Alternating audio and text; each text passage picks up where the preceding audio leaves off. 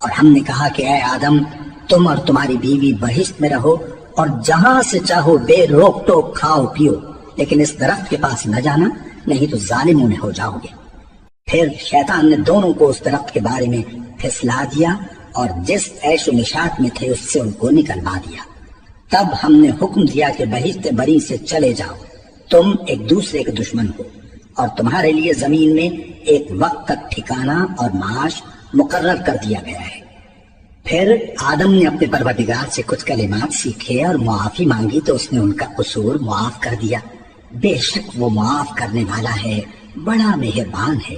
ہم نے فرمایا کہ تم سب یہاں سے اتر جاؤ، جب تمہارے پاس میری طرف سے ہدایت پہنچے تو اس کی پیروی کرنا، کہ جنہوں نے میری ہدایت کی پیروی کی ان کو نہ کچھ خوف ہوگا اور نہ وہ غمناک ہوں گے، اور جنہوں نے اس کو قبول نہ کیا اور ہماری آیتوں کو جھٹلایا وہ دوزخ میں جانے والے ہیں اور وہ ہمیشہ اس میں رہیں گے۔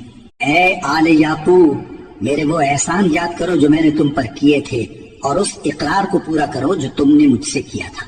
میں اس اقرار کو پورا کروں گا جو میں نے تم سے کیا تھا، اور مجھی سے ڈرتے رہو۔